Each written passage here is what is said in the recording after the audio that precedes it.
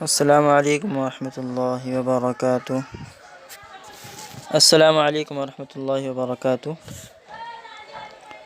الحمد للہ رب العالمین والصلاة والسلام علی سید الانبیاء والمرسلین وعلی آلہ واصحابہ اجمعین، اما بعد۔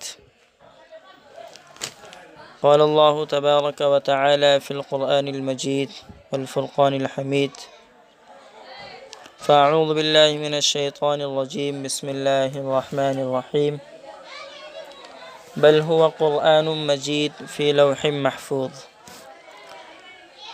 صدق اللہ العظیم۔ وقال النبی صلی اللہ علیہ وسلم، انزل القرآن على 7 أحرف، او کما قال علیہ الصلاة والسلام۔ اللهم صل على سيدنا ومولانا محمد وبارك وسلم، اللهم صل على سيدنا ومولانا محمد وبارك وسلم، اللهم صل على سيدنا ومولانا محمد وبارك وسلم۔ معزز اور محترم مائیں اور بہنیں، اللہ رب العزت کا بے انتہا فضل و کرم اور احسان یہ ہوا کہ اس نے قرآن جیسی مقدس کتاب اور عظیم کتاب کو سمجھنے کا، اور اللہ ہم سے کیا کہنا چاہ رہے ہیں، اللہ کا آخری پیغام کیا ہے، اپنے بندوں کے نام، پیارے بندوں کے نام، اور اللہ اپنے بندوں سے کیا چاہتا ہے، اللہ کی رضا کن اعمال میں ہے، اللہ کی ناراضگی کن اعمال میں ہے، یہ ساری باتیں قرآن مجید سے ہم کو معلوم ہوتی ہے۔ ایک تو قرآن مجید سے، دوسرا اللہ کے نبی صلی اللہ علیہ وسلم کی مبارک حدیث سے۔ قرآن کریم کے مطلب کو سمجھنا اور اس کو سمجھنے کی کوشش کرنا، کہ اللہ تعالیٰ ہر کسی کو توفیق عطا نہیں فرماتے، اپنے خاص بندوں کو عطا فرماتے ہیں۔ اللہ کا شکر ہے کہ اللہ نے ہم کو یہ موقع عطا فرما دیا۔ ہم جو ہے عملی تو زبانی طور پر بھی اللہ کا شکر ادا کرے، الحمدللہ الذی ہدانا لہذا وما كنا لنهتدی لولا ان ہدانا اللہ کہے، الحمدللہ رب العالمین کہے، تمام تعریف اللہ کے لیے ہے جو سارے جہانوں کا پروردگار ہے۔ یہ زبانی شکر، اور عملی شکر کیا ہے؟ عملی شکر یہ ہے کہ ہم ابھی سے یہ نیت کر لیں، نیت صاف کر لیں کہ ہم جو کچھ بھی قرآن مجید کے بارے میں، اللہ کے فرمان کے بارے میں سیکھیں گے، اسے دوسروں تک پہنچائیں گے، دوسروں کو سکھائیں گے، یہ نیت کریں۔ سکھانے کی نیت ہوگی تو سیکھنے کے عمل میں قرآن کی تفسیر کو یکسوئی کے ساتھ میں، دھیان توجہ کے ساتھ میں، دماغ دوڑا کر باتوں کو خوب دھیان توجہ سے قرآن کی تفسیر کو سن کر عمل کا جذبہ بھی پیدا ہوگا، اور دوسروں کو سکھانے کا جذبہ بھی، شوق اور پیدا ہوگا۔ یہ کب ہوگا؟ جب ہم خود بھی عمل کی نیت کریں کہ اللہ مجھ سے کیا چاہ رہے ہیں، دوسرا یہ کہ ہم دوسروں تک پہنچانے کی نیت کریں۔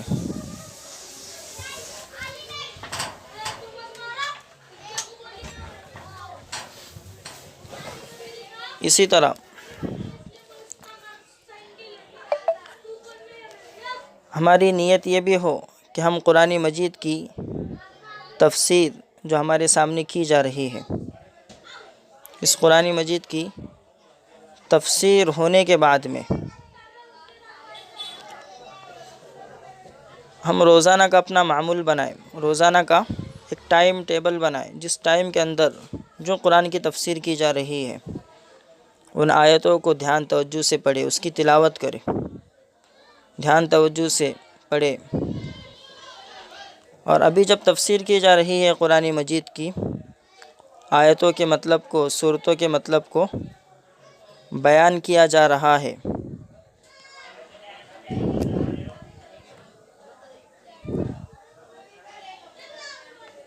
تو قرآن مجید کو کھول کر جن آیتوں کی تفسیر کی جائیں گی، ان آیتوں کو کھول کر انگلی رکھ کر دھیان توجہ سے سنیں گے تو انشاءاللہ بڑا فائدہ ہوگا۔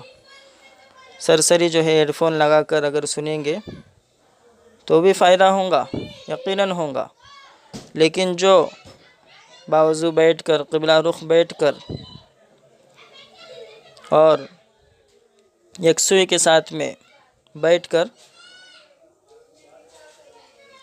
قرآن مجید کی جو آیت آپ کو بتلائی جائیں گی، سورت نمبر، پارہ نمبر، آیت نمبر، یہ بتلایا جائیں گا، 3 چیزیں، پارہ نمبر، سورت نمبر، آیت نمبر بتایا جائیں گا۔ تو جب اس کی تفسیر کی جائیں گی تو ہماری نگاہ اس آیت پر ہو، اس قرآن کی سورت پر ہو جہاں پر تفسیر کی جا رہی ہے، تو اس سے ہوگا یہ کہ قرآن کریم کو اچھے سے سمجھنے میں مدد ملیں گی۔ اور صرف سرسری طور پر ایسے سنیں گے تو وہ سرسری ہی رہیں گا۔ تو ابھی سے نیت کر لے کہ ہم جو ہے اللہ کو راضی کرنے کے لیے، دوسرا کہ اللہ ہم سے کیا چاہتے ہیں، جو بھی ہمارے سامنے باتیں آئیں گی انشاءاللہ ہم خود بھی عمل کریں گے اور دوسروں تک بھی پہنچائیں گے۔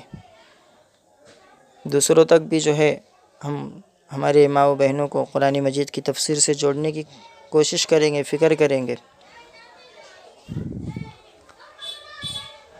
تو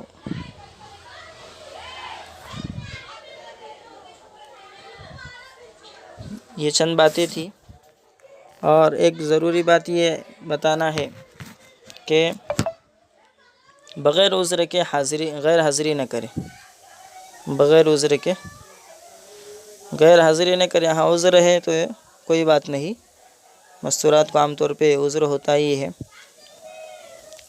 گھر کی مصروفیات بھی زیادہ رہتی ہے، تو انشاءاللہ ان کو ریکارڈنگ بھی روزانہ کی بھیجی جائیں گی، لیکن ریکارڈنگ کے بھروسے پر جو ہے ہم بغیر ضرورت کے، بغیر عذر کے چھٹی کریں گے تو یہ غلط ہو جائے گا۔ اس لیے کوشش کریں کہ جو کلاس کے ٹائم پہ باتیں سنائی جا رہی ہے آپ کو قرآن کی تفسیر کی، تو انہی باتوں کو ہم نوٹ بھی کریں، اس سے بڑا فائدہ ہوگا انشاءاللہ، اور بغیر عذر کی چھٹی نہ کریں۔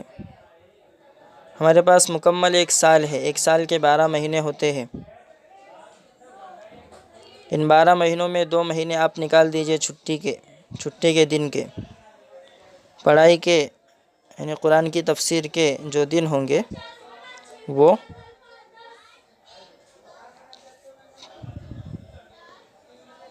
10 مہینے، پورے ٹوٹل 10 مہینے پکڑ لیجئے، اور قرآن مجید میں 30 پارے ہیں، قرآن مجید میں 30 پارے ہیں، تو 30 پاروں کو 10 مہینوں پر تقسیم کرنا ہے، تو انشاءاللہ ہم ہر مہینے 3 پارے کا ٹارگیٹ پکڑتے ہوئے قرآن کی تفسیر آسان انداز میں کرنے کی کوشش کروں گا، ہر مہینے 3 پارے۔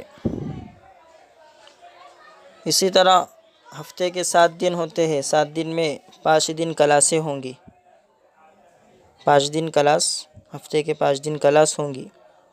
اتوار کی چھٹی کنفرم ہے، یعنی ہر اتوار کو چھٹی ہوں گی، یہ پہلا اتوار ہے، شروع ہے، اس لیے جو ہے یہ اتوار کو شروع کیا گیا، ہر اتوار کو چھٹی ہوں گی۔ اور اس کے علاوہ اور ایک دن ہفتے میں، باقی 6 دنوں میں سے جمعرات جمعہ، یہ 2 دنوں میں سے کسی بھی ایک دن بھی چھٹی ہو سکتی ہے، کنفرم نہیں ہے جمعرات یا جمعہ، اس لیے کہ ہمارے یہاں گشت کا دن ہوتا ہے، جمعہ کا دن، اس سے پہلے جمعرات کو مشورہ ہوتا ہے، تو اس لیے مشورے کا ٹائمنگ بھی وہی عشاء کی نماز کے بعد 9 بجے سے 10 بجے کے درمیان میں ہے، اس لیے جمعرات جمعہ 2 دنوں میں سے کسی ایک دن میں چھٹی ہوں گی۔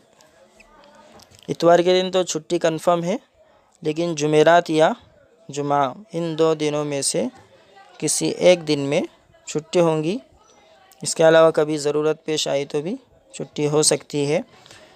کوشش ہوگی کہ 12 مہینے میں سے 10 مہینے مکمل آپ کے پڑھائی کے لیے استعمال کی جائے، باقی رمضان بقرعید وغیرہ کی چھٹی سب نکال کر ہی ہم نے 2 مہینے پکڑے ہیں۔ تو یہ کچھ ضروری باتیں تھیں۔ اسی طرح ایک ضروری بات یہ ہے کہ جو کچھ تفسیر میں آپ کو سکھایا جائے گا وہ صرف سمندر کا ایک قطرہ ہے۔ قرآن کی تفسیر ایسا سمندر ہے جس کی کوئی حد نہیں ہے۔ بہت سارے مفسرین نے، مفسر کہتے ہیں قرآن مجید کی تفسیر کرنے والے، تفسیر یعنی معنی اور مطلب کو، آیت کے مطلب کو، میننگ کو کھول کر بیان کرنے والے مفسر، قرآن کے میننگ کو، مطلب کو، اللہ کیا چاہتے ہیں اس کو کھول کر بیان کرنے والے۔ تو قرآن کے جو مفسرین ہیں انہوں نے اپنے الگ الگ انداز میں قرآن کریم کی تفسیر لکھی، اور اتنی کتابیں لکھی گئی تفسیر پر، ہر ایک نے جو ہے اپنے دماغ کو لڑا کر اللہ کے قرآن کی آیتوں میں غور و فکر کر کے ایسے معنی اور مطلب بیان کیے کہ جو قرآن کریم کا اعجاز سمجھ میں آتا ہے، یعنی قرآن کریم ایک سمندر، علم کا سمندر، ٹھاٹے مارتا ہوا سمندر معلوم ہوتا ہے۔ ایسا سمندر ہے کہ جس کی کوئی حد نہیں۔ قرآن مجید، اسی سے سارے علوم نکلتے ہیں۔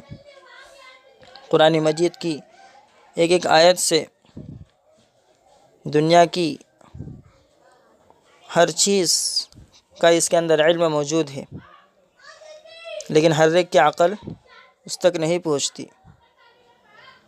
تفصیلی علم نہیں ہے، تفصیلی ڈیٹیلی نہیں ہے، لیکن ہر چیز کا علم قرآن مجید کے اندر ہے، مختصر انداز میں، اور سمجھنے والوں کے لیے یہ قرآن مجید نصیحت حاصل کرنے والوں کے لیے بہت آسان ہے۔ انشاءاللہ آپ دیکھیں گے تفسیر کے اندر کہ کس آسان انداز کے ساتھ میں آپ کے سامنے اللہ کی مراد کو، قرآن کی تفسیر کو رکھنے کی کوشش کی جائیں گی۔ تو قرآن مجید کو سمجھنا بہت آسان ہے۔ اللہ فرماتے ہیں وَلَقَدْ يَسَّرْنَا الْقُرْآنَ لِلذِّكْرِ فَهَلْ مِن مُدَّكِرٍ، کہ ہم نے قرآن مجید کو آسان کیا نصیحت حاصل کرنے کے لیے، اور ہمارا مقصد قرآن مجید کی تفسیر سے وہ نصیحت حاصل کرنا، اپنے عمل کے اندر اخلاص لانا، اپنے عمل کے اندر سدھار لانا، اور دوسروں کو اس کی دعوت دینا، یہ ساری چیزیں ہیں۔ تو قرآن مجید کو یہ اصول، قرآن کریم کی تفسیر شروع ہونے سے پہلے باوضو قبلہ رو ہو کر بیٹھے، اور قرآن کھول کر آیت نمبر آپ کو بتائی جائیں گی، سورت کا نام، سورت نمبر، پارہ نمبر بتایا جائیں گا، تو فوراً جو ہے ہماری انگلی وہاں پر ہونی چاہیے، اور پھر کم وقت میں انشاءاللہ آپ کو قرآن کریم کے مطلب کو آپ کے سامنے رکھا جائے گا۔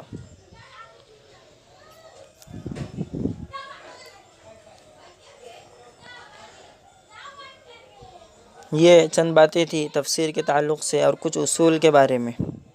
اصولی باتیں تو آپ کو بتلا دیا میں نے، جیسے کہ چھٹی کے تعلق سے ہفتے میں 2 دن چھٹی ہوں گی، 5 دن کلاس ہوں گی، سالانہ میں یعنی سال بھر کے اندر 12 مہینے ہوتے ہیں تو 10 مہینے ہمارے قرآن کی تفسیر چلیں گے۔ 2 مہینے جو ہے ہم نے چھٹی کے پکڑ لیے سب ملا کر، تو اس طرح سے جو ہے ہمارے پاس 10 مہینے میں قرآن کریم کے 30 پارے کا ٹارگیٹ ہے، ہر ایک مہینے میں 3 پاروں کا ٹارگیٹ ہے،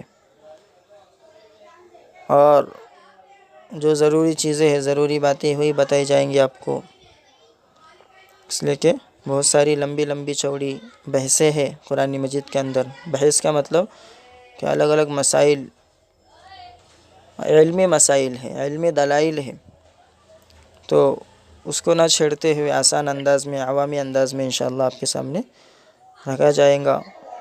ہمارا کام یہ ہے کہ ہم اللہ کا شکر ادا کریں صلاۃ شکرانہ بھی پڑھے اور دوسروں کو، ہماری ماں و بہنوں کو جوڑنے کی فکر کرے. ابھی بھی جوڑ سکتے ہیں 2-4 دن کے اندر. تو انشاءاللہ جو ہے ان کو بھی فائدہ ہوگا قرآن کو سمجھنے کے اعتبار سے، اور اللہ تعالیٰ کیا چاہتے ہیں. چند باتیں ہیں. اس کے علاوہ قرآن کریم اللہ کے نبی صلی اللہ علیہ وسلم پر وحی کے ذریعے نازل کیا گیا. وحی کس کو کہتے ہیں؟ اللہ کا جو پیغام نبیوں پر اترتا ہے فرشتے کے ذریعے سے، اس کو وحی کہتے ہیں. تب یہ وحی ہے، وحی، واوحایا، وحی. وحی کے بارے میں چند باتیں سمجھ لینا ہم کو بہت ضروری ہے. ہر مسلمان جانتا ہے کہ اللہ تعالیٰ نے انسان کو اس دنیا میں آزمائش کے لیے بھیجا ہے، اور اس کے ذمے کچھ فرض، اللہ نے کچھ چیزیں فرض کی ہیں اور پوری کائنات کو انسان کی خدمت میں لگا دیا. اس لیے دنیا میں آنے کے بعد انسان کے لیے 2 کام بہت ضروری ہے. ایک یہ کہ وہ اس کائنات سے، یعنی اس عالم سے، دنیا سے، اور دنیا میں جو بھی چیز پیدا ہوئی ہے ان چیزوں سے ٹھیک ٹھیک کام لے. اور دوسرا یہ کہ اس کائنات کو، اس دنیا کو استعمال کرتے ہوئے، یعنی اس دنیا سے فائدہ اٹھاتے ہوئے اللہ تعالیٰ کے احکام کو مد نظر رکھے. کہ ہر انسان کے بندہ ہونے کا تقاضا ہے کہ ہر انسان اللہ کا بندہ ہے، تو دنیا سے فائدہ بھی اٹھائے، لیکن دنیا سے فائدہ اللہ تعالیٰ کے حکموں کو مد نظر رکھتے ہوئے، اللہ کس انداز میں فائدہ اٹھانا ہم سے چاہتے ہیں، اللہ کی رضا کیا ہے ہمارے دنیا کے اندر بھی. ایک بات یہ ہے کہ ہماری زندگی کا مقصد ہی اللہ کی رضا ہے، اللہ کو راضی کرنا ہے، خوش کرنا ہے. یہ مقصد اگر ذہن میں ہوگا تو ہم سب کے مقصد کے اندر وحدانیت ہوں گی، یونیٹی ہوں گی، یکسانیت ہوں گی، تو پھر جو ہے کام آسان ہو جائے گا، دین پر چلنا آسان ہو جائے گا. تو مقصد اللہ کو راضی کرنا ہے ہماری زندگی کا مقصد. تو اس کے لیے ہمیں اللہ کو راضی کرنے والے اعمال کو جاننا، ناراض کرنے والے اعمال سے بچنا یہ بہت ضروری ہے. تو 2 ہی چیزیں ضروری ہے انسان کے لیے. ایک تو کہ دنیا میں جو بھی اللہ نے چیزیں پیدا کی ان سے ٹھیک ٹھیک کام لے، اور دوسرا یہ کہ اس کائنات کو، اس دنیا سے فائدہ اٹھاتے ہوئے اللہ تعالیٰ کے حکموں کو مد نظر رکھے، اور کوئی ایسی حرکت نہ کرے، کوئی ایسا گناہ نہ کرے جو اللہ تعالیٰ کی مرضی کے خلاف ہے. اب ان دونوں کاموں کے لیے انسان کو علم کی ضرورت ہوتی ہے. انسان کو علم کی ضرورت ہے دنیا سے فائدہ اٹھانے کے لیے بھی. اللہ تعالیٰ کن چیزوں سے خوش ہوتے، کن چیزوں سے ناخوش، اس کے لیے علم کی ضرورت ہے.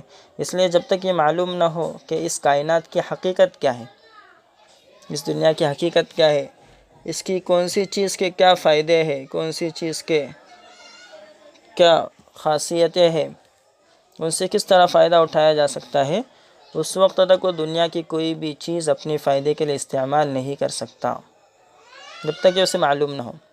اس لیے جب تک اسے معلوم نہ ہو کہ اللہ کی مرضی کیا ہے، وہ کون سے کاموں کو پسند اور کن کو ناپسند فرماتا ہے، اس وقت تک اس کے لیے اللہ تعالیٰ کی مرضی کے مطابق زندگی گزارنا ممکن نہیں.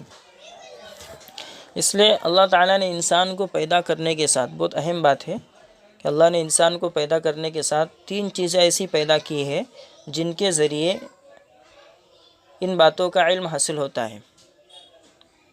3 چیزیں. ایک انسان کے حواس کا مطلب آنکھ. حواس کے اندر 5 چیزیں آتی ہیں. آنکھ نمبر 1، آنکھ نمبر 2 کان، نمبر 3 منہ، نمبر 4 ہاتھ پاؤں، نمبر 5 عقل. حواس کے اندر 5 چیزیں آتی ہیں. حواس خمسہ جن کو کہتے ہیں، آنکھ، کان، منہ، ہاتھ پاؤں اور سونگھنے کی طاقت. تو دوسری چیز عقل. ایک تو انسان کے حواس، دوسری چیز عقل، اور تیسری چیز وحی۔ وحی یہ اس کے بارے میں آپ کو بتایا جائے گا، لیکن انسان کو بہت سی باتیں اپنے حواس کے ذریعے سے معلوم ہوتی ہے۔ حواس کے ذریعے سے آنکھ سے دیکھ کر معلوم ہوتی ہے، کان سے سن کر معلوم ہوتی ہے، یعنی آنکھ سے بھی علم حاصل ہوتا ہے، کان سے بھی علم حاصل ہوتا ہے، زبان سے بھی اور ہاتھ پاؤں سے بھی علم حاصل ہوتا ہے۔ تو بہت سی باتیں حواس کے ذریعے سے معلوم ہوتی ہے، اور کچھ باتیں عقل کے ذریعے سے، انسان عقل کے ذریعے، اور جو باتیں ان دونوں ذریعے سے معلوم نہیں ہو سکتی ان کا علم وحی کے ذریعے عطا کیا جاتا ہے۔ جو باتیں نہ آنکھ کان ناک منہ سے معلوم ہو سکتی ہے اور نہ عقل سے، تو ان باتوں کا علم وحی کے ذریعے، یعنی اللہ کے نبی پر جو پیغام میسیج آتا تھا اللہ کی طرف سے اترتا تھا، اس کے ذریعے سے بتایا جاتا ہے امت کو۔ اب یہ جو آنکھوں سے جو نظر آتا ہے، اس کا بھی ایک لمٹ ہے کہ ایک حد تک وہ چیز نظر آئیں گی۔ اسی طرح عقل سے جو چیز سمجھ میں آتی ہے اس کی بھی ایک لمٹ ہے، ایک حد تک عقل چیزوں کو سمجھیں گی۔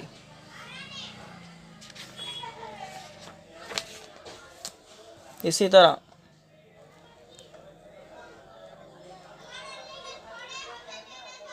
تو جہاں پر جو ہے حواس خمسہ یعنی آنکھ کان منہ کام کرنا چھوڑ دیتے ہیں، وہاں پر عقل رہنمائی کرنا شروع کر دیتی ہے، اور جہاں پر عقل کام کرنا چھوڑ دے وہاں پر وحی یعنی اللہ کا پیغام یہ کام کرنا شروع کر دیتا ہے، یعنی علم اور دنیا کو، امت کو صحیح باتیں بتلانا۔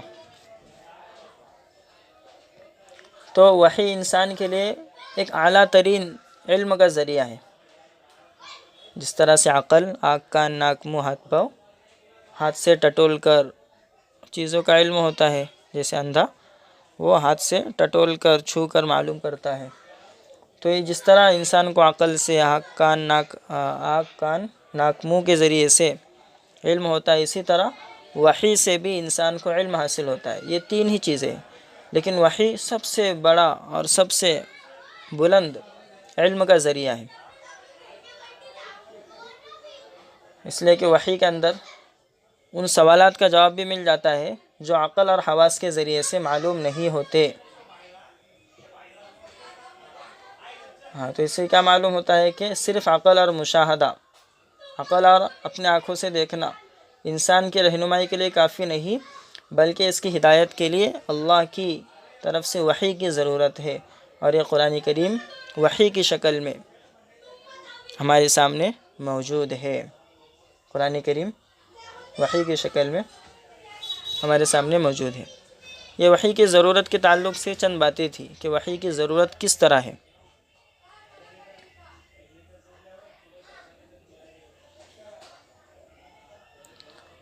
تو اللہ تعالیٰ نے یہ ساری کائنات بنائی اور دنیا کے اندر اس کو حضرت انسان کو بھیجا، لیکن اللہ تعالیٰ سے کیسے ممکن ہے، کیسے پاسبل ہے کہ اللہ نے انسان کو پیدا کرنے کے بعد اسے بالکل اندھیرے میں چھوڑ دیا ہو اور اسے یہ تک نہ بتایا ہو کہ وہ کیوں اس دنیا میں آیا ہے، یہاں اس دنیا میں آنے کے بعد اس کے فرائض کیا ہے، اس کی منزل مقصود کیا ہے، کہاں تک اس کو پہنچنا ہے، اس کا ٹارگیٹ کیا ہے، گول کیا ہے، اور وہ کس طرح اپنے مقصدی زندگی کے مقصد کو حاصل کر سکتا ہے۔ اس کو ایک مثال سے سمجھے کہ کوئی اپنے نوکر کو ایک خاص مقصد کے لیے کسی سفر پر بھیج دے اور اسے ساتھ میں چلتے ہوئے نہ سفر کا مقصد بتائے اور نہ بعد میں کسی پیغام کے ذریعے، میسیج کے ذریعے اس پر یہ واضح کر دے، یعنی اس کو یہ بتلائے کہ اسے کس کام کے لیے بھیجا گیا، کوئی چیز نہ بتلائے، سفر کا مقصد کیا ہے نہ بعد میں کوئی چیز بتلا رہا، اور سفر کے دوران اس کا کام کیا ہوگا۔ تو جب ایک مالک اپنے نوکر کے ساتھ یہ چیز نہیں کر سکتا تو اللہ تعالیٰ اپنے بندوں کے ساتھ یہ چیز کیسے کر سکتے ہیں۔ اللہ تعالیٰ نے اس کائنات کو بنایا، چاند سورج آسمان زمین ستاروں اور گیلیکسیز کا ایسا محیر العقول، عقل کو دنگ رکھنے والا، عقل کو حیرت میں ڈالنے والا اللہ نے نظام پیدا کیا کہ وہ اور اس نے اپنے بندوں تک پیغام رسانی کا، یعنی اپنے بندوں کو صحیح میسیج دینے کا کوئی ایسا انتظام بھی نہ کیا ہو کہ جس کے ذریعے سے انسانوں کو ان کے مقصدی زندگی سے متعلق ہدایات دی جا سکے. تو ایسا نہیں ہو سکتا. اس لیے یہ بات ماننا پڑے گا کہ اللہ تعالیٰ نے اپنے بندوں کو اندھیرے میں نہیں چھوڑا، بلکہ ان کے رہنمائی کے لیے باقاعدہ نظام ضرور بنایا ہے. اللہ نے انسانوں کی رہنمائی کے لیے ایک نظام بنایا ہے. اسی نظام کا نام وحی اور رسالت ہے. اسی سسٹم کا نام اللہ نے انسان کی ہدایت کے لیے، رہنمائی کے لیے، گائیڈنس کے لیے جو نظام اور جو سسٹم بنایا، وہ سسٹم ہی کا نام وحی اور رسالت ہے. تو وحی صرف دینی ضرورت نہیں بلکہ عقل کی بھی ضرورت ہے کہ عقل سے بھی وحی کا ضروری ہونا معلوم ہوتا ہے. اب وحی کے نازل ہونے کے، اللہ کے نبی صلی اللہ علیہ وسلم پر وحی کے اترنے کی الگ الگ طریقے ہوتے تھے. اللہ کے نبی صلی اللہ علیہ وسلم پر وحی کا سلسلہ ختم ہو گیا. وحی کا سلسلہ ہمارے نبی پر ختم ہو گیا. اس لیے اللہ کے نبی صلی اللہ علیہ وسلم آخری نبی ہے. اب کسی انسان پر نہ وحی اتریں گی اور نہ اس کی ضرورت ہے. اللہ کے نبی صلی اللہ علیہ وسلم پر الگ الگ طریقوں سے وحی اترتی تھی. ایک روایت میں ہے کہ اللہ کے نبی نے فرمایا کہ کبھی تو مجھے گھنٹی کی سی آواز سنائی دیتی کہ گھنٹی بج رہی ہے، اور یہ آواز میرے لیے سب سے زیادہ سخت ہوتی تھی، مشکل ہوتی تھی. کبھی ایسا ہوتا کہ فرشتہ میرے سامنے ایک مرد کی صورت میں آ جاتا. جبرائیل علیہ السلام حضرت یحییٰ کلبی رضی اللہ عنہ کی شکل میں آئے ہمارے نبی کے پاس فرشتہ.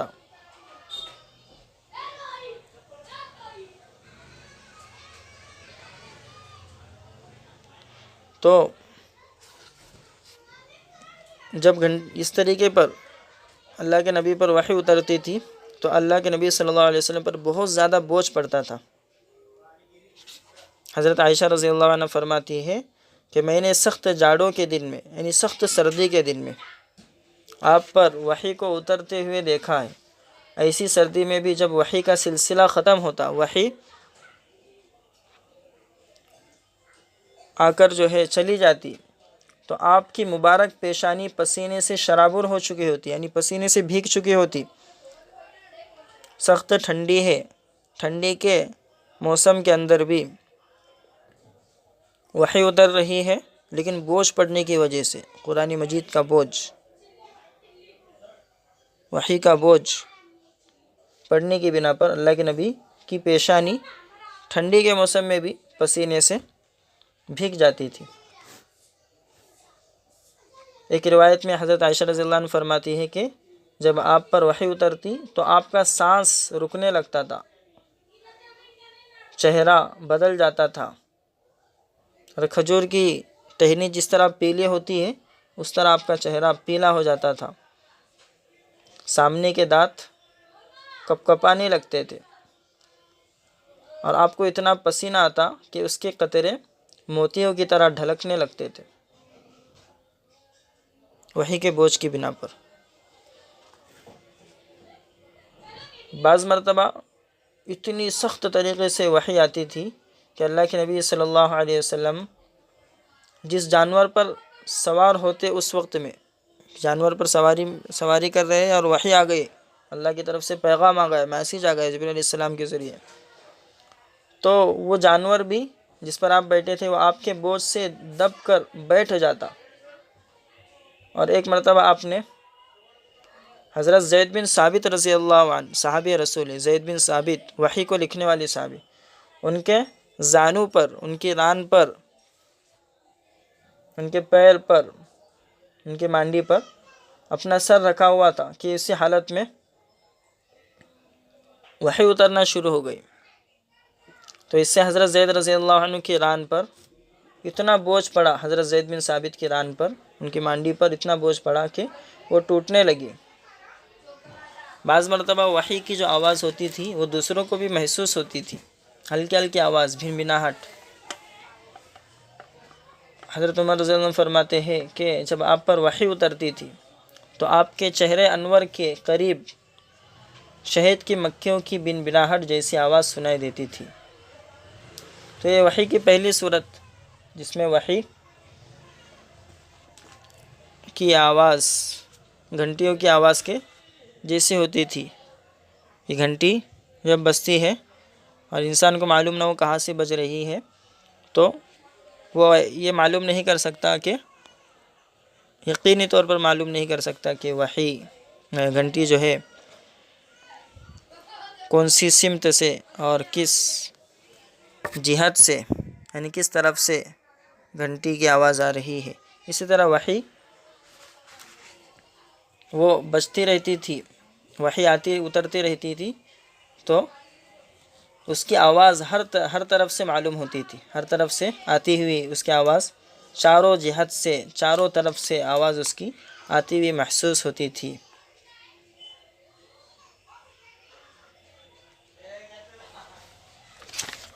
تو یہ وحی کی پہلی صورت تھی۔ دوسری صورت کہ انسان فرشتہ انسان کی شکل میں آ کر اللہ کا پیغام پہنچا دیتا تھا، جیسے کہ ابھی بتایا گیا۔ تیسری صورت یہ تھی کہ حضرت جبرائیل علیہ السلام کسی انسان کی شکل کو اختیار کیے بغیر اپنی اصلی صورت میں دکھائی دیتے تھے، لیکن ایسا آپ صلی اللہ علیہ وسلم کی تمام عمر میں، پوری زندگی میں آپ کی 3 مرتبہ ایسا ہوا ہے کہ جبرائیل علیہ السلام کو اپنی اصلی صورت میں 3 مرتبہ دیکھا۔ ایک مرتبہ اس وقت جب آپ نے خود حضرت جبرائیل علیہ السلام کو ان کی اصلی شکل میں دیکھنے کی خواہش ظاہر فرمائی تھی۔ ایک مرتبہ اس وقت جب آپ نے خود حضرت جبرائیل علیہ السلام سے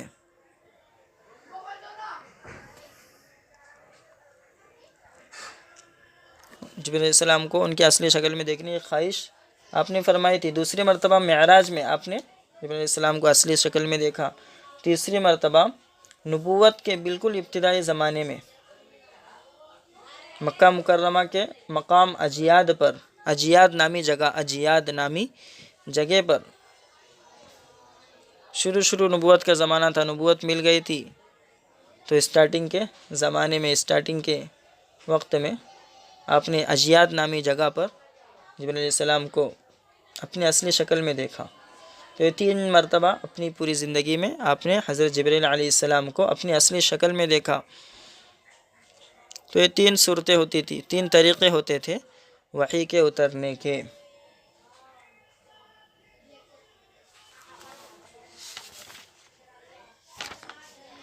اور چوتھا طریقہ وحی کے اترنے کا کہ براہ راست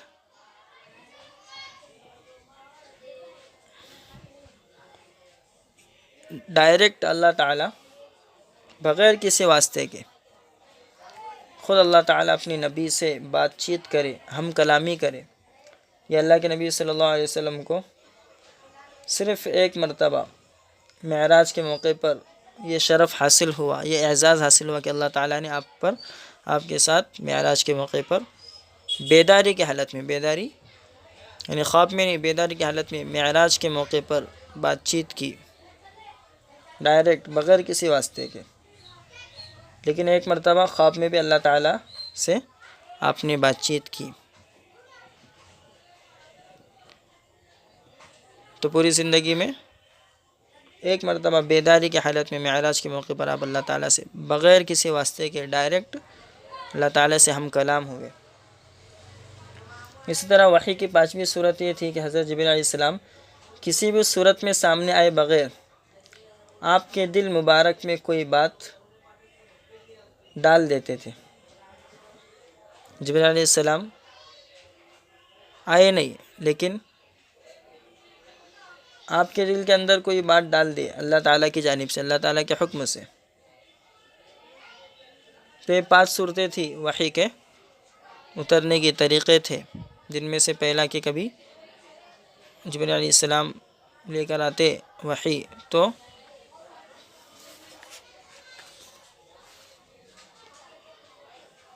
گھنٹی کی سے آواز سنائی دیتی تھی. دوسرا کہ حضرت جبرائیل علیہ السلام کبھی ایک مرد کی صورت میں حضرت یحییٰ کلبی رضی اللہ عنہ کی شکل کے اندر ظاہر ہوتے تھے اور وحی پہنچاتے تھے. تیسری صورت یہ تھی کہ حضرت جبرائیل علیہ السلام بغیر کسی انسانی شکل کے اپنی اصلی شکل میں ظاہر ہوتے تھے. چوتھی صورت یہ تھی کہ آپ اللہ تعالیٰ سے ڈائریکٹ کلام کرتے تھے، بات چیت کرتے تھے. اور پانچویں صورت یہ ہے کہ حضرت جبرائیل علیہ السلام اللہ کے نبی صلی اللہ علیہ وسلم کے دل کے اندر اللہ کی طرف سے کوئی بات ڈال دیتے تھے. حضرت جبرائیل علیہ السلام کے بارے میں بہت بڑے فرشتے ہیں اور اللہ کے مقرب فرشتے ہیں، سب سے نزدیک. ان کے 600 پر ہے. حدیث کے اندر آیا کہ ان کے 600 پر. فرشتے کے بارے میں ہمارا یہ عقیدہ ہے کہ فرشتے نورانی مخلوق ہیں، نور سے بنے ہیں، نہ کھاتے نہ پیتے ہیں، ہمیشہ اللہ کی فرما برداری کرتے ہیں. ان گنت فرشتے، اس کی تعداد کسی کو بھی معلوم نہیں ہے. تو جبرائیل علیہ السلام کے بارے میں حدیث میں آیا کہ ان کے 600 پر ہے.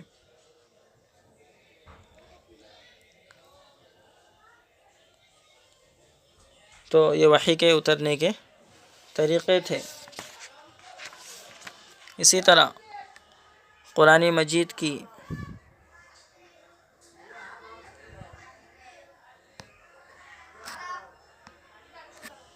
اترنے کی جو تاریخ ہے، ہسٹری ہے کہ قرآن مجید کس طرح اترا، تو اسے بھی جاننا بہت ضروری ہے کہ قرآن مجید اترا کس طرح، اس کی ہسٹری کیا ہے. ابھی وحی کے بارے میں آپ نے اس کے طریقے معلوم کیے، لیکن قرآن کے اترنے کی ہسٹری اس کے اندر یہ کہ قرآن مجید ازل سے، ازل کا مطلب ازل اس کو کہتے ہیں کہ جس کی ابتدا نہ ہو، اسٹارٹنگ نہ ہو، اس کو ازل کہتے ہیں. یعنی اللہ تعالیٰ ازل سے ہے اور ابد تک رہے گا. یہ بولتے ہیں نا ہم عقیدے کے طور پر کہ اللہ تعالیٰ ازل سے ہے، یعنی ابتدا سے ہے، اور ابد تک. ابد یعنی ہمیشہ.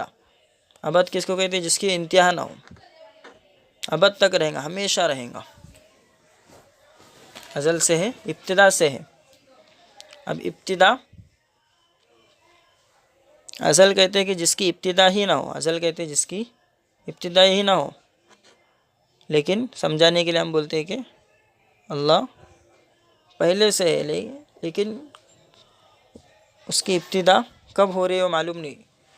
اس لیے کہ اللہ نے سب کو پیدا کیا، اللہ کو کسی نے پیدا نہیں کیا، اللہ خود سے ہے. تو ازل سے ہی قرآن مجید لوح محفوظ میں، لوح محفوظ ایک تختی ہے جس پر سارا قرآن مجید جس کے اندر محفوظ ہے. تو ازل سے لوح محفوظ میں قرآن موجود ہے. قرآن کریم کا ارشاد ہے بل هو قرآن مجید فی لوح محفوظ، بلکہ قرآن مجید ہے لوح محفوظ میں. پھر لوح محفوظ سے قرآن کا اترنا 2 مرتبہ ہوا. ایک مرتبہ پورے کا پورا دنیا کا جو آسمان ہے،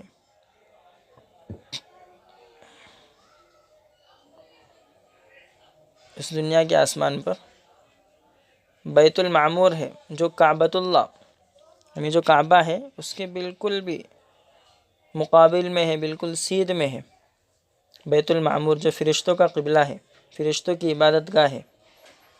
تو آسمانی دنیا پر پہلی مرتبہ قرآن کریم پورا کا پورا شب قدر میں اترا. شب قدر میں. پھر دوسری مرتبہ اللہ کے نبی صلی اللہ علیہ وسلم پر تھوڑا تھوڑا کر کے جتنی ضرورت ہوتی گئی اترتا گیا، یہاں تک کہ 23 سال میں 23 ایئرس میں قرآن مجید کا اترنا مکمل ہوا، کمپلیٹ ہوا. تو 2 مرتبہ قرآن مجید اترا ہے.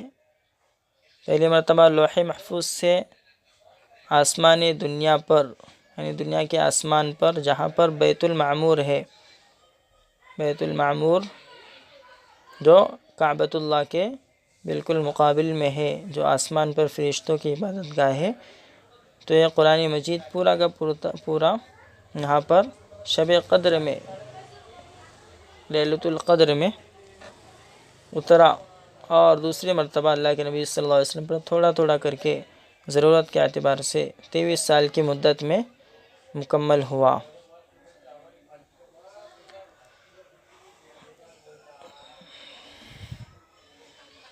قرآن کریم کو پہلی مرتبہ پورا کا پورا اللہ تعالیٰ نے آسمانی دنیا پر اتارا، جہاں پر فرشتوں کا قبلہ ہے، جیسے کہ ابھی بتایا گیا۔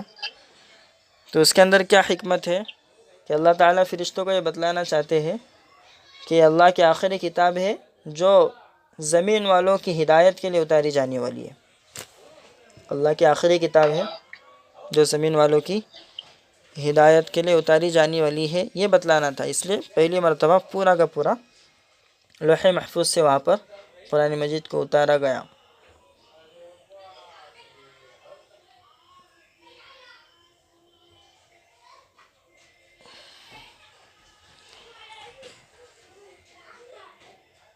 اور دوسری مرتبہ جو قرآن کریم اترا ہے وہ ڈائریکٹ اللہ کے نبی صلی اللہ علیہ وسلم کے دل پر اترا ہے، اللہ کے نبی پہ دل پر اترا ہے۔ اور اس کی سٹارٹنگ دل پر اترنے کی کب ہوئی؟ جب اللہ کے نبی کی عمر 40 سال تھی، اور لیلۃ القدر یعنی شب قدر کے اندر ہی دوسری مرتبہ بھی اترنے کی ابتدا ہوئی ہے، سٹارٹنگ ہوئی ہے۔ اور 17 رمضان تھی، یہی وہ تاریخ تھی جس میں چند سالوں بعد جنگ بدر پیش آئی۔ خیر، سب سے پہلے اترنے والی آیت کون سی ہے؟ صحیح بات یہ ہے کہ اللہ کے نبی صلی اللہ علیہ وسلم پر قرآن کریم کی سب سے پہلی جو آیتیں اتری ہے وہ سورہ علق کی، یعنی اقرأ بسم ربک الذی خلق، یہاں سے 5 آیتیں اللہ کے نبی پر سب سے پہلے اتری ہے، سب سے پہلی وحی۔ اقرأ یعنی پڑھیے، پڑھنے کا حکم دیا جا رہا ہے، پڑھ کر علم حاصل کرے، اللہ کو پہچانے۔ تو قرآن کریم کی سب سے پہلی جو آیتیں ہیں وہ 5 آیتیں ہیں۔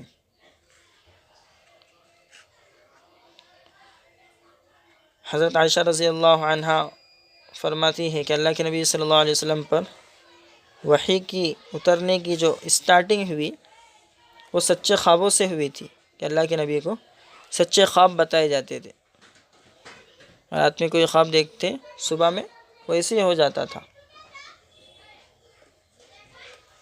یہ اصل وحی نہیں تھی بلکہ ایک اشارہ تھا اللہ کی طرف سے۔ اس کے بعد جو ہے سچے خواب آنے لگے تو اللہ کے نبی کو تنہائی کے اندر عبادت کرنے کا، اللہ سے لو لگانے کا، اللہ کو یاد کرنے کا شوق پیدا ہوا، اور اس دوران میں آپ غار حرا میں کئی راتیں گزارتے اور عبادت میں مشغول رہتے تھے، یہاں تک کہ ایک دن اسی غار میں آپ کے پاس اللہ تعالیٰ کی جانب سے ایک فرشتہ آیا اور اس نے سب سے پہلے یہ بات کہی کہ اقرأ، پڑھو۔ اللہ کے نبی نے فرمایا کہ میں پڑھا ہوا نہیں ہوں۔ اس کے بعد اللہ کے نبی نے واقعہ بیان کیا کہ میرے اس جواب پر فرشتے نے مجھے پکڑا اور مجھے اس زور سے دبایا، گلے لگا کر اس زور سے کمر کسا، میری کمر کو دبایا کہ مجھ پر بہت زیادہ مشقت، مجھے بہت زیادہ تکلیف ہوئی۔ پھر اس نے مجھے چھوڑا، دوسری مرتبہ کہا کہ پڑھو۔ میں نے کہا کہ میں پڑھا ہوا نہیں ہوں۔ فرشتے نے پھر مجھے پکڑا اور دوسری مرتبہ اس نے مجھے گلے لگا کر اس زور سے دبایا کہ مجھ پر مشقت کی انتہا ہو گئی، یعنی مجھے بہت زیادہ تکلیف ہو گئی۔ پھر اس نے مجھے چھوڑ کر کہا کہ اقرأ، پڑھو۔ میں نے جواب دیا کہ میں پڑھا ہوا نہیں ہوں۔ اس پر اس نے تیسری مرتبہ پکڑا اور پھر جو ہے اس نے پکڑ کر مجھے چھوڑ دیا اور کہا کہ اقرأ بسم ربک الذی خلق۔ تیسری مرتبہ ڈائریکٹ یہ 5 آیتیں لے کر حضرت جبرائیل علیہ السلام 5 آیتیں اللہ کے نبی کو سنائی، اقرأ بسم ربک الذی خلق خلق الانسان من علق اقرأ وربک الاکرم الذی علم بالقلم۔ اس کا ترجمہ یہ ہے کہ پڑھو اپنے اس پروردگار کے نام سے، پڑھو اپنے اس پروردگار کے نام سے جس نے پیدا کیا، جس نے انسان کو جمے ہوئے خون سے پیدا کیا، جمع ہوا خون۔ پڑھو اور تمہارا پروردگار یعنی اللہ تعالی سب سے زیادہ کریم ہے، کریم یعنی مہربان ہے، وہ جس نے علم سکھایا، قلم سے سکھلایا انسان کو باتیں جو وہ نہیں جانتا تھا۔ یہاں پر اترنے والی سب سے پہلی آیتیں تھیں۔ ان آیتوں کے بعد اترنے کے بعد میں 3 سال تک وحی کا سلسلہ، وحی کے اترنے کا سلسلہ، کنیکشن بند رہا، پینڈنگ میں رہا، اور یہ جو وحی نہیں اتر رہی تھی اسی زمانے کو فترت وحی، فترت وحی کا زمانہ کہتے ہیں۔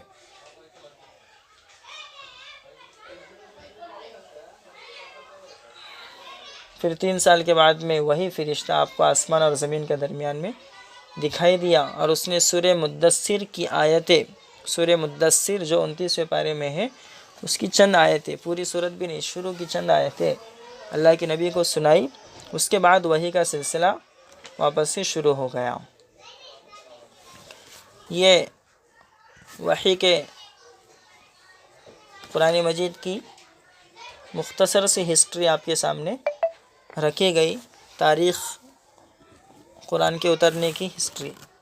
اس کے علاوہ اور بھی کچھ ابتدائی باتیں ہیں، یہ جب ہو جائیں گی انشاءاللہ 1-2 دن کے اندر، کوشش ہوں گی 1-2 دن کے اندر مکمل ہو جائے۔ جب ابتدائی باتیں مکمل ہو جائیں گی پھر جو ہے سورہ فاتحہ سے قرآن مجید کی تفسیر شروع ہوں گی، اور ہر آیت کے مطلب کو انشاءاللہ آپ کے سامنے مختصر انداز میں اللہ کیا کہنا چاہتے ہیں وہ کہا جائے گا۔ الحمدللہ ریکارڈنگ بھی ہو چکی ہے، آپ کی کلاس مکمل ہو گئی ریکارڈنگ گروپ میں۔ السلام علیکم۔ جی وعلیکم میں آپ السلام۔ سے معذرت بیچ میں بات کرنے کے لیے، میں آپ سے یہ پوچھنا چاہتی تھی جب قرآن شریف کی جب شروعات ہوگی جی تو تفہیم القرآن ہے وہ ہم ساتھ میں لے کے بیٹھ سکتے ہیں کیا؟ کون سی؟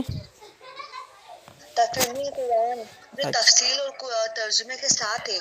اچھا، انگلش میں ہے کیا اردو میں ہے؟ نہیں جی، میرے پاس اس کی 6 جلد ہوتی ہے، وہ 6 جلد ہے میرے پاس، اور اردو میں ہے، تو میں خود ماشاءاللہ 8ویں سپارے میں ہوں، تو میں نے سوچا ایک بار آپ سے پوچھ لوں جب قرآن شریف کا آپ شروع کرائیں گے تو میں وہ ساتھ میں لے کے بیٹھ سکتی ہوں کیا؟ اچھا، اصل میں جو تفہیم القرآن کا نام آپ لے رہی ہو نا، وہ تفہیم القرآن اس کے اندر وہ جو ہے مولانا ابوالاعلیٰ مودودی انہی کے لکھے ہوئے ہیں نا، مولانا ابوالاعلیٰ مودودی کی۔ میں اس فرقے کے بارے میں آپ کو بتایا تھا کہ مودودیت ختم نبوت کورس جنہوں نے کیا ہے اس میں بتایا تھا کہ مودودیت یہ بھی ایک فتنہ ہے جو صحابہ کو معیار حق نہیں مانتا اور صحابہ کے بارے میں برا بھلا کہتا ہے۔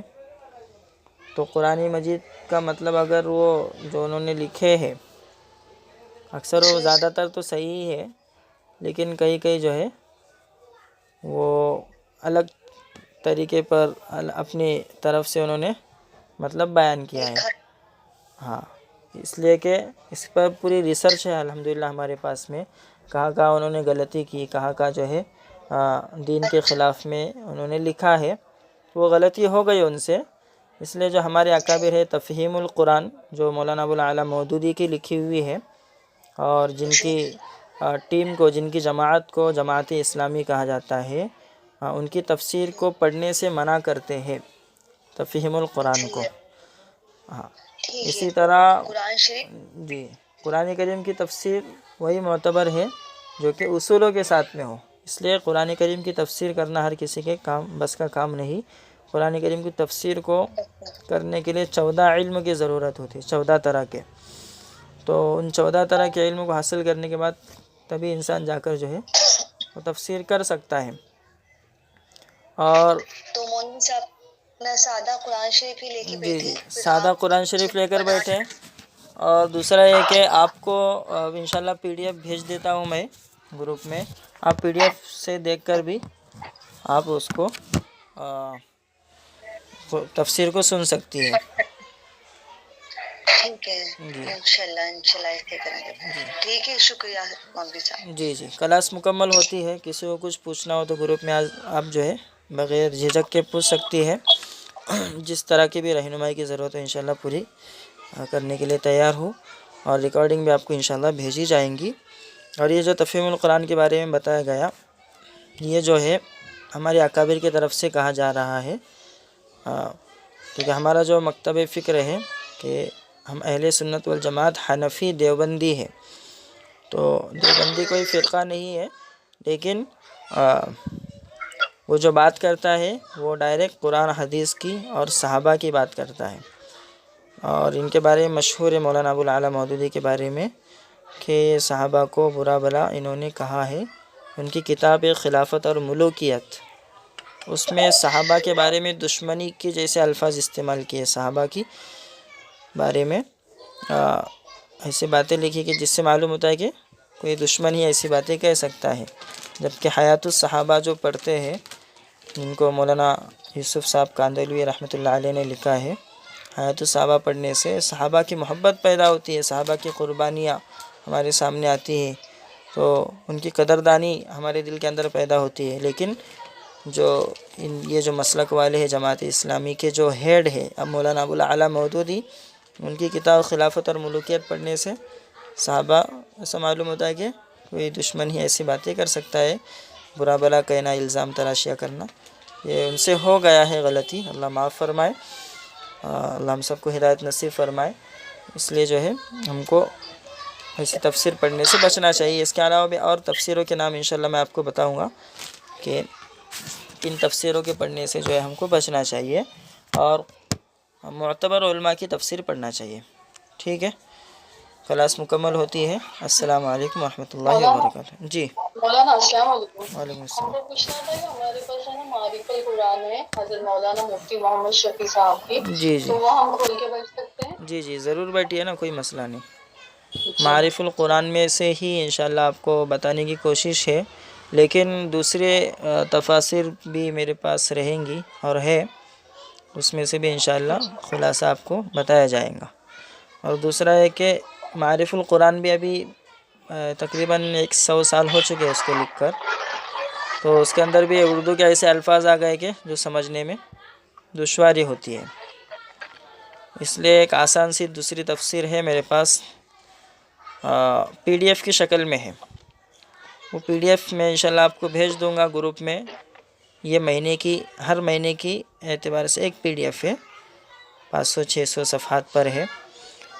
تو اس طرح 10 جلدوں میں ہے وہ، تو 10 مہینوں کے 10 جلدیں انشاءاللہ ہر مہینے میں ایک جلد، یعنی ایک حصہ جو ہے ہم کمپلیٹ کریں گے اسی میں سے. تو یہ ہمارا بس مذاکرہ ہوں گا، جیسے اس میں مختصر انداز میں آسان انداز میں سمجھایا گیا اسی کو ہم انشاءاللہ بیان کریں گے. معارف القرآن سے تو ارادہ نہیں ہے میرا، پہلے تھا لیکن ابھی نہیں ہے. آپ کھول کر بیٹھنا چاہے تو کوئی مسئلہ نہیں، لیکن جو باتیں آپ کو بتائی جا رہی ہے قرآن کی آیتوں پر انگلی رکھ کر سمجھیں گے تو انشاءاللہ بڑا فائدہ ہوگا جہاں پر بتائی جا رہی ہے. جی ٹھیک ہے. السلام علیکم ورحمۃ اللہ وبرکاتہ.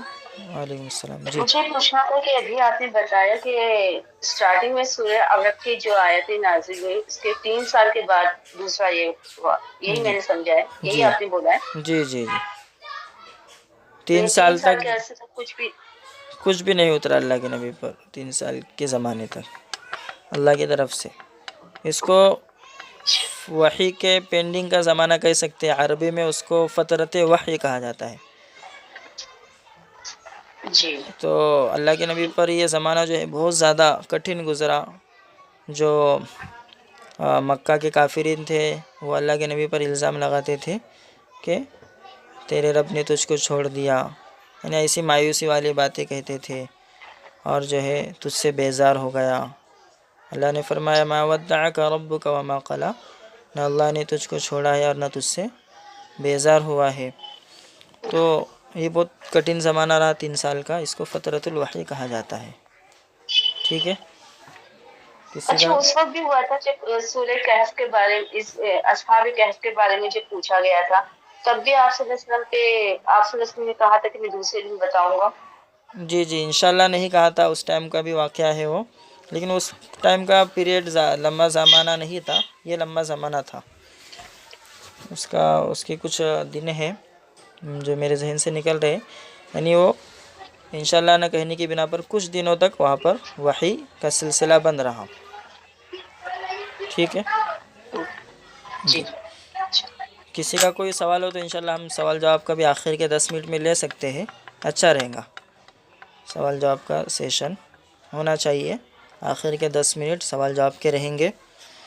مختصر سا سوال کرنا ہے، جلدی سے سوال کرنا ہے، پھر انشاءاللہ اس کا مختصر سا جواب دیا جائے گا، اور اگر جواب معلوم نہیں ہے تو انشاءاللہ کل بتایا جائے گا، اس لیے کہ ہر ایک کو سیکھنا ہے۔ ہم نے تو سیکھا ہے، لیکن قرآن ایسا سمندر ہے کہ جس کی گہرائی تک کوئی پہنچ نہیں پایا ہے، اور ہم کو سیکھتے رہنا چاہیے۔ بس کلاس مکمل ہوتی ہے، اللہ تعالیٰ سے دعا ہے کہ اللہ تعالیٰ ہم کو ان باتوں کو سمجھنے کی، اس پر عمل کرنے کی توفیق عطا فرمائے۔ السلام علیکم ورحمۃ اللہ وبرکاتہ۔ ہوتی کہ نہیں تمہاری کلاس مکمل؟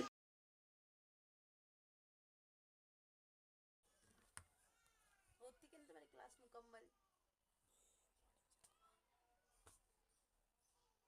پانی پلا رہی نہیں مجھے؟ چلو اوپر ہے پانی لے کے جانے والی تھی، نہیں آئی۔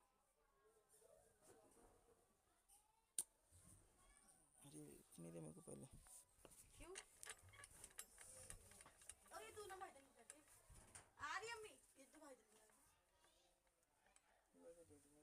ہاں مہینہ دے دی، میں ہوئی کو دوں گی۔